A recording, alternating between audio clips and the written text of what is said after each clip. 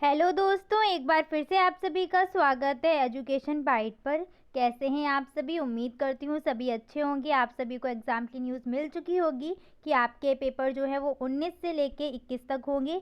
ठीक है, और सभी ने अपनी पढ़ाई स्टार्ट भी कर दी होगी। जिन्होंने अभी तक नहीं शुरू की थी वो लोग भी स्टार्ट कर दो भाई अपनी पढ़ाई। 15 दिन ही बचे हुए, आराम से आपकी तैयारी हो जाएगी। अगर अभी तक आपने कुछ भी नहीं पढ़ा है तब भी आप इन 15 दिन में अच्छी से तैयारी कर लेंगे तो आपका एग्ज़ाम अच्छे से निकल जाएगा। तो चलिए स्टार्ट करते हैं आज की क्लास साइंस की। इस क्लास में हम साइंस के ऑब्जेक्टिव क्वेश्चन करेंगे। जैसे लास्ट क्लास में हमने लगभग आपके 50 क्वेश्चन कर लिए थे ना, वैसे ही लगभग इस क्लास में भी 50 क्वेश्चन कंप्लीट कर लेंगे। तो चलिए स्टार्ट करते हैं फर्स्ट क्वेश्चन से। आपका 51 क्वेश्चन जो है आपका क्या है, कैल्शियम हाइड्रोक्साइड का फॉर्मूला क्या होता है। ठीक है, तो कैल्शियम हाइड्रोक्साइड का फॉर्मूला आपका CaOH का होल ट्वाइस होता है। ठीक है, इसको ध्यान रखना। अगर पहले वैसे मैं करवा चुकी हूँ आपको सोडियम हाइड्रोक्साइड का, कास्टिक सोडा जो होता है इसका फॉर्मूला, ब्लीचिंग पाउडर का, ये सभी मैंने आपको लिखवा दी है। अगर आपने वो नहीं देखी है क्लास तो देख लो, रिवीजन हो जाएगा आपका एक बार। और सारे सूत्र आपको वहाँ पर रासायनिक सूत्र एक साथ मिल जाएंगे। सोडियम क्लोराइड क्या होता है आपका, NaCl। ठीक है, नमक का होता है ये फॉर्मूला। तो ये क्या है, आपके तैयार हो जाएंगे और क्वेश्चन यहाँ से आना ही आना है, चाहे वो ऑब्जेक्टिव में दे दें या फिर आपका अति लघु उत्तरीय में। नेक्स्ट आते हैं भौतिक परिवर्तनों में पदार्थ के अणुओं में परिवर्तन होता है, पदार्थ के अणु में परिवर्तन नहीं होता है, नया पदार्थ बन जाता है, कोई परिवर्तन नहीं होता है। तो भौतिक परिवर्तन में क्या होता था, अणुओं की अवस्था में परिवर्तन होता था, अणुओं में कोई परिवर्तन नहीं होता था। जैसे अगर हम बात करें पानी की, ठीक है, तो पानी की अवस्थाएं है ना आपकी, एक बर्फ है और एक आप जल में आ जाते हैं, एक वाष्प में आ जाती है। तो इसमें क्या अणु नहीं बदलते हैं, बल्कि अणुओं की जो अवस्था है वो बदल जाती है कि उनके बीच में जो बल या स्थान होता है कम ज़्यादा, इसके अनुसार उनकी अवस्थाएं बन जाती हैं। तो इसमें क्या है, कोई नया पदार्थ नहीं बनता। इस चीज़ को ध्यान रखना, इसलिए ये ऑप्शन गलत हो गया।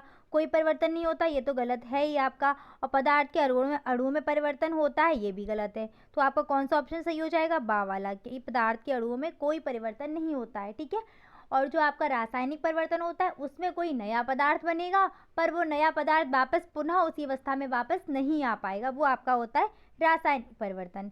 नेक्स्ट आते हैं, निम्नलिखित में से कौन सा प्रत्यावर्तित परिवर्तन है। प्रत्यावर्तित का मतलब होता है उत्क्रमणीय, यानी कि बदल जाए। कोई भी पदार्थ लिया, उससे नया पदार्थ बन गया, वापस उस नए पदार्थ से हम पुनः पुराने वाले पदार्थ में वापस आ जाएं, तो वो होता है आपका उत्क्रमणीय या प्रत्यावर्तित परिवर्तन। तो पहला ऑप्शन देखिए, दूध का फटना, क्या फटे हुए दूध से वापस दूध में आ सकते हैं, नहीं आ सकते, तो ये ऑप्शन गलत। मोम का पिघलना, तो सीधी सी बात है, अगर मोम पिघल गई तो वापस से वो मोम क्या है आपकी, कोई भी मोम हमने ली, उस मोम अगर पिघल गई तो वापस से उसे उसी अवस्था में हम ला सकते हैं, जो भी डिज़ाइन बनी हुई है, जो भी शेप बनी हुई है। तो यही आपका क्या है, प्रत्यावर्तित या उत्क्रमणीय परिवर्तन हो जाएगा। ठीक है, मोमबत्ती का जलना ये भी नहीं होगा, सब्जी का पकना, पकी हुई सब्जी से वापस सब्जी हम कच्ची नहीं ला पाएंगे। आगे बढ़ते हैं, निम्नलिखित में से कौन सा रासायनिक परिवर्तन है। क्या पूछा है आपसे, रासायनिक परिवर्तन के बारे में पूछा है। कोयले को पीसकर पाउडर बनाना, कागज के बड़े बड़े टुकड़ों को छोटे छोटे टुकड़ों में बांटना, कागज का जलना, कांच की बोतल का टूटना। तो देख रहे, कोयले को पीसकर पाउडर बनाना, इससे कोई नया पदार्थ नहीं बन रहा है। कागज के बड़े बड़े टुकड़ों को छोटे छोटे टुकड़ों में तोड़ना, ये भी क्या है, नया पदार्थ नहीं बनेगा। कागज का जलना, कागज जला, इससे क्या राख बन गई, और उस राख से वापस हम कागज में नहीं आ पाएंगे। तो आपका यही क्या हो जाएगा, रासायनिक परिवर्तन हो जाएगा। ज्वालामुखी का फूटना कैसा परिवर्तन है, मंद परिवर्तन है, अनुकूल परिवर्तन है, प्रत्यावर्तित है या अनियमित है। तो मंद तो है नहीं, एकदम से अचानक से कभी भी हो जाता है। ठीक है, अनुकूलन भी नहीं है, प्रत्यावर्तित नहीं है, वापस उसमें नहीं आ पाएंगे। तो क्या है आपका, अनियमित परिवर्तन आ जाएगा। नेक्स्ट आते हैं, दिन रात होना कैसा है। दिन रात कैसा है आपका, नियम से चेंज हो रहा है ना, तो रासायनिक परिवर्तन नहीं, प्राकृतिक नहीं। प्राकृतिक तो है ही, लेकिन प्राकृतिक के साथ एक ऑप्शन और आपको मिल रहा है, सा वाला, नियमित एवं प्राकृतिक परिवर्तन। क्योंकि क्या है, नियम से होता है ना आपका दिन रात, तो ये एक नियमित परिवर्तन है, ऊपर से एक प्राकृतिक परिवर्तन, इसलिए जो आपका सही आंसर रहेगा वो क्या रहेगा, ऑप्शन नंबर सा। नेक्स्ट आइए 57 क्वेश्चन नंबर पर, अम्ल वे पदार्थ हैं जो जलीय विलयन में हाइड्रोनियम आयन बनाते हैं, या जलीय विलयन में हाइड्रोक्सिल आयन बनाते हैं, या फिर जलीय विलयन में हाइड्रोजन गैस देते हैं, या जलीय विलयन में हाइड्रोनियम आयन नहीं देते हैं। तो क्या होगा आपका, अम्ल वे पदार्थ होते हैं जो जलीय विलयन में क्या देते थे आपके, H प्लस आयन देते थे। ठीक है, और ये H प्लस आयन क्या करता था, H2O के साथ मिलकर हाइड्रोनियम आयन बनाता था, जो क्या होता था आपका H3O पर प्लस, यानी कि आपका पहला ऑप्शन करेक्ट हो जाएगा। ठीक है, नेक्स्ट बढ़ते हैं, अम्ल व क्षारों की प्रबलता निर्भर करती है उनके आयनन की मात्रा पर, क्वथनांक पर, अणुभार पर, तुल्यांकी भार पर। तो बताया था कौन सा अम्ल प्रबल अम्ल होगा या कौन सा अम्ल दुर्बल अम्ल होगा, ये क्या बताते हैं, उनकी आयनन की मात्रा। जो अधिक आयनित होते हैं वो प्रबल हो जाते हैं, जो आंशिक आयनित होते हैं वो दुर्बल अम्ल हो जाते हैं, दुर्बल क्षार हो जाते हैं। ठीक है, तो किस पर निर्भर करिए प्रबलता, निर्भर करिए आयनन की मात्रा पर, यानी कि फर्स्ट ऑप्शन करेक्ट हो जाएगा। नेक्स्ट क्वेश्चन देखिए, प्रबल अम्ल व क्षार वह हैं जो जल में स्थायी हो, जिसका अणुभार अधिक हो, जो जल में अधिक आयनित हो, जिसका क्वथनांक अधिक हो। ठीक है, तो प्रबल अम्ल या क्षार वो होते हैं जो क्या होते हैं, जल में अधिक आयनित होते हैं। ठीक है, और जो अंशतः आयनित होते हैं वो दुर्बल अम्ल या दुर्बल क्षार होते हैं। तो इसका सा वाला ऑप्शन करेक्ट होगा। ठीक है, ये आंसर आपका मॉडल पेपर में गलत दिया था। अगर कोई मॉडल पेपर से याद कर रहा है या उससे पढ़ रहा है तो इसको करेक्ट कर लेना, कभी कभार होता है ना आपका मॉडल पेपर में भी आंसर गलत हो जाते हैं। नेक्स्ट क्या है आपका, इलेक्ट्रॉन दाता तथा इलेक्ट्रॉन ग्राही पदार्थों की मध्य उपसय संयोजक बंध बनाने की प्रक्रिया क्या कहलाती है, तो ये आपका होता है आयनन। ठीक है, नेक्स्ट आइए, उदासीनीकरण की क्रिया में क्या बनेगा आपका, अम्ल बनता है, क्षार बनता है, क्षारक बनते हैं, लवण व जल बनता है। तो उदासीनीकरण की क्रिया आपकी सबसे इंपॉर्टेंट डलाई पढ़वाई थी और बताया भी था कि एग्जाम में आई हुई है। तो उदासीनीकरण की क्रिया में होता क्या है आपका, अम्ल और क्षार मिलकर बनाते हैं क्या, उत्पाद के रूप में क्या बनेगा आपका, एक तो लवण बनेगा और दूसरा क्या बनेगा, जल बनेगा। तो इसलिए आपका कौन सा ऑप्शन सही हो जाएगा, दा वाला। नेक्स्ट क्वेश्चन देखिएगा, जिन अम्लों में ऑक्सीजन तथा सल्फर नहीं होते हैं वे कहलाते हैं। तो देखो यहाँ से एक चीज समझ लो, जिन अम्लों में ऑक्सीजन मौजूद होगा वो आपका हो जाएगा ऑक्सी अम्ल। कौन सा अम्ल हो जाएगा, वो हो जाएगा ऑक्सी अम्ल। जैसे आपका कौन सा होता है, HNO3 आ जाएगा इसमें। ठीक है, H3PO4 आ जाएगा। ठीक है, ऐसे ही जिन अम्लों में आपका सल्फर होता है, ठीक है, वो आपके आ जाते हैं थायो अम्ल में। जैसे आपका HCNO तो उसमें आएगा HCNS। ठीक है, ऐसे ही जिन अम्ल में ना ऑक्सीजन होगा ना सल्फर होगा वो आपके हाइड्रेसिड में आ जाएंगे। किस में आ जाएंगे, हाइड्रेसिड में। तो इस क्वेश्चन का जो आंसर रहेगा वो क्या रहेगा, हाइड्रेसिड। ठीक है, दुर्बल अम्ल कौन से अम्ल होंगे, जो अम्ल जलीय विलयन में OH आयन देते हैं पर आंशिक देते हैं। ठीक है, अंशतः देंगे। नेक्स्ट आइए, जिन लवणों के जलीय विलयन एक ही प्रकार के धनायन व एक ही प्रकार के ऋणायन के देते हैं वो क्या कहलाते हैं, जिन लवण के जलीय विलयन एक ही प्रकार के धनायन और एक ही प्रकार के ऋणायन देंगे वो क्या कहलाते हैं आपके, सामान्य लवण, बेसिक लवण, अम्लीय लवण और द्वितीय लवण। तो वो आपके कहलाएंगे सामान्य लवण। नेक्स्ट आते हैं, एसिटिक एसिड की क्षारकता क्या होती है। तो एसिटिक एसिड का सूत्र बताओ सबसे पहले, क्या होता है, CH3COOH। ठीक है, इसकी क्षारकता आपकी होती है 1, यानी कि आ ऑप्शन करेक्ट हो जाएगा।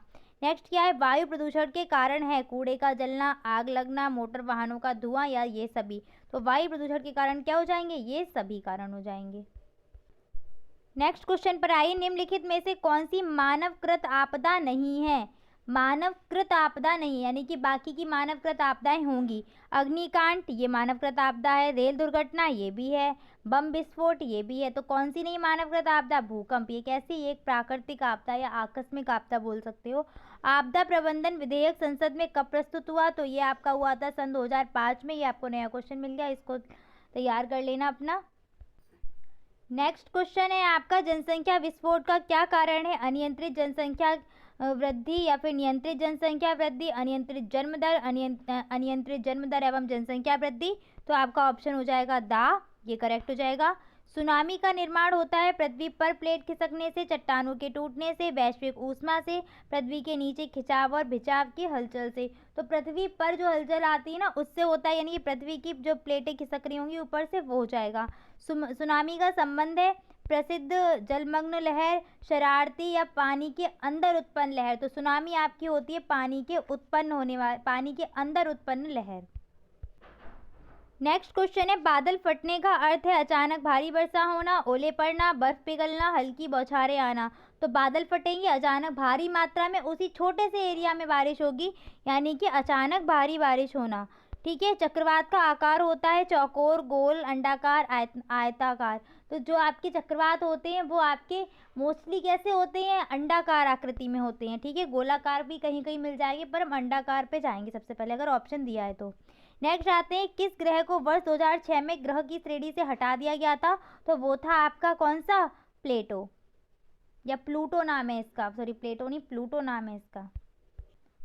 नेक्स्ट क्वेश्चन पर आइए। द्वितीय प्रकार के उत्तोलक का उदाहरण है, तो वही आपके फिर से उत्तोलक वाले क्वेश्चन आ गए। क्या क्या आपकी तीन चीजें बताई थी, एक आपका होता था भार, दूसरा होता था आलंब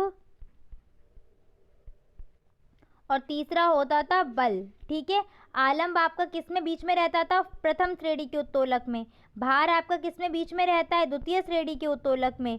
और आपका बल किस में बीच में रहेगा, तृतीय श्रेणी के उत्तोलक में, जिसका उदाहरण आपको चिमटा समझाया था। ठीक है, आलम जिसमें बीच में होता था उसका उदाहरण कैंची समझाया था। और आपका जो भार बीच में रहेगा वो नींबू या नींबू निचोड़ने वाली मशीन। ठीक है, तो ऐसे ही आपकी क्या होती है, बोतल खोलने वाली मशीन होती है।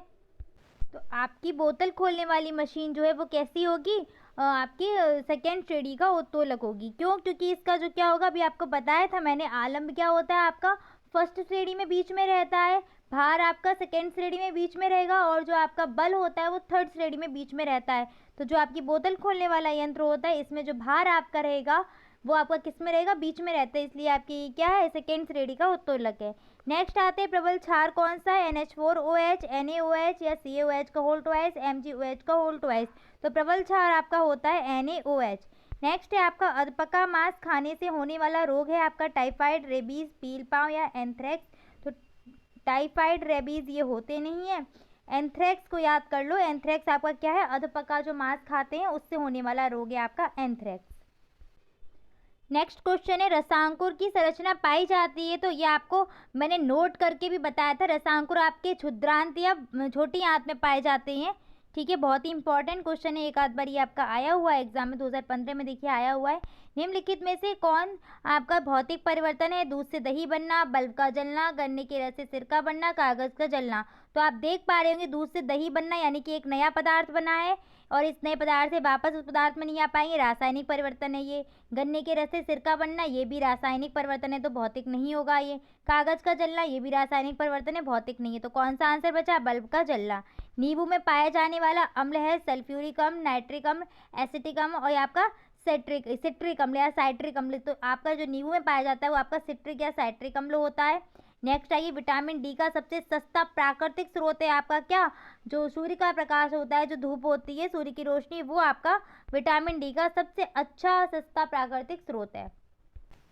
नेक्स्ट क्वेश्चन देखिएगा, ये सारे क्वेश्चन आपके आए हुए हैं। सरौता में आलंब होता है, तो सरौता किसका एग्जाम्पल है, आपका सेकेंड श्रेणी के उत्तोलक का, जिसमें आपका भार बीच में रहता है। तो क्या आलंब कहाँ पर होगा, किनारे पर। तो आ ऑप्शन करेक्ट हो जाएगा।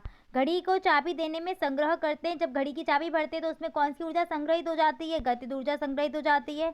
नेक्स्ट आइए, जो आपका 83 क्वेश्चन है, एलिसा परीक्षण किया जाता है कैंसर में, एड्स में, क्षय में, टाइफाइड में। तो जो एलिसा परीक्षण होता है वो आपका किस में होता है, एड्स में होता है। ये भी इंपॉर्टेंट क्वेश्चन है, आया हुआ है, पूछा गया है, इसको बहुत अच्छे से तैयार कर लीजिएगा। नेक्स्ट क्वेश्चन देखिएगा, नाइट्रोजन अणु में होता है त्रिक आयनिक बंध, एकल सहसंयोजी बंध, द्विक सहसंयोजी बंध या फिर त्रिक सहसंयोजी बंध। तो नाइट्रोजन के अणु में आपका त्रिक सहसंयोजी बंध होता है, कुछ इस तरीके से देखिए, ट्रिपल बॉन्ड से ये दोनों नाइट्रोजन N2 जो होता है नाइट्रोजन का अणु, इस तरीके से आपका जुड़ा रहता है। नेक्स्ट आइएगा, किसी तत्व का परमाणु क्रमांक 15 है, द्रव्यमान संख्या 40 है, तत्व के परमाणु में तत्व के परमाणु के नाभिक में न्यूट्रॉन की संख्या ज्ञात करनी है। तो हम सभी जानते हैं परमाणु क्रमांक किसके बराबर होते हैं, परमाणु क्रमांक की संख्या के बराबर ही इलेक्ट्रॉन भी होते हैं, प्रोटॉन भी होते हैं, और प्रोटॉन और न्यूट्रॉन मिलकर हमारी क्या बन जाती है, द्रव्यमान संख्या बन जाती है, द्रव्यमान संख्या। ठीक है, और ये द्रव्यमान संख्या यहाँ पर हमें कितनी दी गई है, 40 दी गई है। परमाणु क्रमांक कितना है, 15 है, 15 प्लस n निकालना है, तो n रख दो 40, 40 माइनस n करेंगे तो आपका कितना आ जाएगा,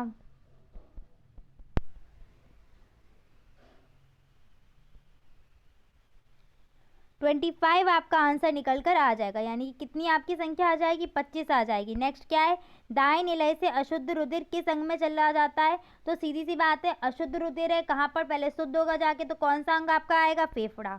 तो आंसर आपका हो जाएगा फेफड़े में। अच्छा, नाइट्रोजन वाले का आंसर क्या है, त्रिक सहसंयोजी बंध, दा वाला ऑप्शन ठीक है। नेक्स्ट क्वेश्चन पर आइए, पेट्रोल में होती है यांत्रिक ऊर्जा, विद्युत ऊर्जा, ध्वनि ऊर्जा, रासायनिक ऊर्जा। तो पेट्रोल में कौन सी होगी, आपकी रासायनिक ऊर्जा होगी। निम्नलिखित में से चूना पत्थर का रासायनिक सूत्र है Na2CO3, CaOH का होल ट्वाइस, CaO CaCO3। तो चूना पत्थर का सूत्र आपका होता है CaCO3। नेक्स्ट आइए, सोलर सेल में मुख्य रूप से ऊर्जा का रूपांतरण होता है प्रकाश ऊर्जा का विद्युत ऊर्जा में, प्रकाश ऊर्जा का रासायनिक ऊर्जा में, रासायनिक ऊर्जा का प्रकाश ऊर्जा में और उसमें ऊर्जा का प्रकाश ऊर्जा में। तो इसमें क्या होगा आपका, सोलर सेल में क्या होता है, जो सौर की ली जाती है यानी कि प्रकाश ऊर्जा आपकी लेके उससे क्या बनाई जाती है, विद्युत ऊर्जा बनाई जाती है। तो पहला वाला ऑप्शन आपका करेक्ट हो जाएगा, आ वाला। नेक्स्ट क्वेश्चन पर आइए, पेलेग्रा रोग निम्नलिखित में से किस विटामिन की कमी से होता है। आपका vitamin A, vitamin C, vitamin B, vitamin D. तो पेलेग्रा रोग आपका विटामिन बी की कमी से होता है। नेक्स्ट, जड़ों में वर्धी प्रजनन होता है आलू में, अदरक में, शकरकंद में, गन्ना में। तो सीधी सी बात है, आलू आपका तना है, इसमें होगा नहीं, इसमें तने द्वारा होगा। अदरक भी तना है, इसमें भी तने द्वारा होगा। गन्ना क्या है, ये भी तना है। तो आपका वर्धी प्रजनन जड़ द्वारा किसमें बचा, शकरकंद में। ठीक है। नेक्स्ट आइए, वह उत्तोलक जिसमें आलम व आयाम के मध्य भार होता है। भार आपका किसमें रहता है, हेडपंप में, चाकू में, फावड़े में या ट्रॉली में। तो सीधी सी बात है, हेडपंप आपका किसका, प्रथम श्रेणी का उत्तोलक हो जाएगा। चाकू तृतीय श्रेणी का। क्या बचा आपका, ट्रॉली। ट्रॉली क्या है आपका, सेकेंड श्रेणी का है। मध्य में क्या है, भार है, और ये क्या आपका हो जाएगा, द्वितीय श्रेणी का उत्तोलक हो जाएगा। विद्युत ऊर्जा को यांत्रिक ऊर्जा में परिवर्तित करता है, किसको, विद्युत ऊर्जा को यांत्रिक ऊर्जा में बदलती है आपकी क्या, विद्युत मोटर। ठीक है, इसको ध्यान रखना, बहुत ही इंपॉर्टेंट है ये भी आपका। सीधे सीधे आपसे पूछ सकते हैं कि विद्युत ऊर्जा को यांत्रिक ऊर्जा में कौन बदलता है, तो वो आपकी हो जाती है विद्युत मोटर। नेक्स्ट क्वेश्चन पर आइए, अम्ल वे पदार्थ हैं जो जल से अपक्रिया करके हाइड्रोजन गैस उत्पन्न करते हैं। ये तो नहीं है। जलीय विलयन में हाइड्रोनियम आयन बनाते हैं, जलीय विलयन में हाइड्रोजन आयन देते हैं। उपरोक्त में से कोई नहीं। तो देखो, जलीय विलयन में हाइड्रोजन आयन देंगे कौन सा, H+ वाला। ये H- लिखा है तो ये भी गलत है आपका। और ये H+ आयन स्वतंत्र रहता नहीं है, सीधे सीधे H2O से रिएक्शन करके H3O+ बनाएगा हाइड्रोनियम आयन। तो आपका जो ऑप्शन करेक्ट होगा वो क्या होगा, बा वाला। ठीक है, बी। विटामिन सी का रासायनिक नाम है रेटिनॉल, थायोमीन, एस्कॉर्बिक एसिड, टोकोफेरॉल। तो विटामिन सी का रासायनिक नाम होता है एस्कॉर्बिक एसिड। और जितने भी आपके विटामिन है, vitamin A, B, C, D, E के, इन सभी के रासायनिक नामों को याद कर लेना। नेक्स्ट आते द्वितीय श्रेणी का उत्तोलक है कैंची, सरौता, हेडपंप, चिमटा। तो द्वितीय श्रेणी का उत्तोलक आपका क्या हो जाएगा, सरौता हो जाएगा। कैंची और हेडपंप आपके दोनों क्या है, प्रथम श्रेणी के हैं। चिमटा आपका तृतीय श्रेणी का उत्तोलक है। नेक्स्ट आइए, 97 क्वेश्चन पर इनमें से कौन सूचक नहीं है। लाल लिटमस, ये तो है। फिनोफ्थलीन, ये भी है। मिथाइल ऑरेंज, ये भी है। क्या बचा, एंटासिड, ये आपका सूचक या इंडिकेटर नहीं है। पित्त रस बनता है आमाशय में, छोटी आंत में, ग्रहणी में, यकृत में। तो पित्त रस आपका क्या बनेगा, यकृत में। ठीक है। नेक्स्ट आइए, तृतीय श्रेणी के उत्तोलक का उदाहरण है सरौता, कैंची, बोझ उठाने वाली, मतलब बोझ या कूड़ा उठाने वाली गाड़ी, या फिर चिमटा। तो तृतीय श्रेणी का उत्तोलक आपका चिमटा। ये अभी जो आपके ऑप्शन कराए थे वहाँ पर चिमटा आया था, 2 बार आ चुका है। दोनों बार मैंने बताया कि चिमटा क्या है आपका, तृतीय श्रेणी का उत्तोलक है। ठीक है। नेक्स्ट आगे बढ़िएगा, प्रकाश संश्लेषण की क्रिया में कौन सी गैस निकलती है, CO2, O2, NH3, N2। तो प्रकाश संश्लेषण की क्रिया में आपकी O2 गैस निकलती है, और ये CO2 गैस लेते हैं तब इनका भोजन बनता है, यानी कि तब प्रकाश संश्लेषण की क्रिया होती है। नेक्स्ट क्या है, एक तत्व के समस्थानिक में होते हैं परमाणु संख्या समान लेकिन द्रव्यमान संख्या भिन्न, परमाणु संख्या भिन्न लेकिन द्रव्यमान संख्या समान, परमाणु संख्या और द्रव्यमान संख्या दोनों भिन्न, परमाणु संख्या और द्रव्यमान संख्या दोनों समान। तो सम स्थानिक के यानी कि दोनों के स्थान समान होंगे, यानी कि दोनों अणु एक ही जगह बैठे होंगे। और आवर्त सारणी में कोई भी जो तत्व है वो एक जगह कब बैठा होगा, जब उसका परमाणु क्रमांक वही का वही होगा। तो यानी कि क्या होगा, परमाणु क्रमांक समान रहेंगे, बाकी की जो भी चीज़ें होंगी भिन्न हो जाएंगी। तो पहला वाला ऑप्शन आपका ठीक है, परमाणु संख्या समान या परमाणु क्रमांक समान, संख्या क्रमांक बात एक ही है। ठीक है। और द्रव्यमान संख्या हो जाएगी भिन्न। नेक्स्ट आते हैं, चंद्रमा क्या है, देवता है चंद्रमा, उपग्रह है, तारा है, ग्रह है। तो भैया देवता हमारे धार्मिक उसमें आ जाएंगे, लेकिन अगर हम साइंस की बात करेंगे तो चंद्रमा हमारा क्या है, एक उपग्रह है। ठीक है, एक उपग्रह है चंद्रमा। बाकी सूर्य हमारा तारा होता है, पृथ्वी हमारी ग्रह है। ठीक है। तो आपके लगभग 102 क्वेश्चन कंप्लीट हो चुके हैं आज की क्लास में, और आपके ऑब्जेक्टिव सारे क्वेश्चन हो गए हैं। नेक्स्ट क्लास में हम अति लघु उत्तरीय प्रश्नों के साथ मिलेंगे।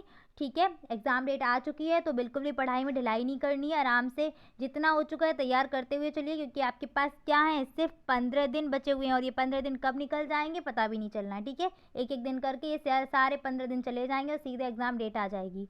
ठीक है। तो जितना भी हो गया तैयार करते हुए चलो, और अभी नहीं शुरू की है पढ़ाई तो अभी से स्टार्ट कर दो, ठीक है। मिलते हैं नेक्स्ट क्लास में। Thanks for watching and please like share and subscribe my channel. Bye bye, take care.